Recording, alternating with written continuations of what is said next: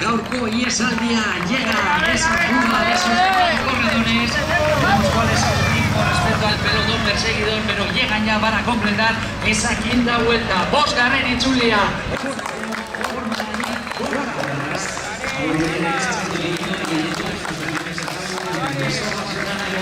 Porque ahí van los protagonistas de la 79 que ya estaría en ese minuto y 30 segundos.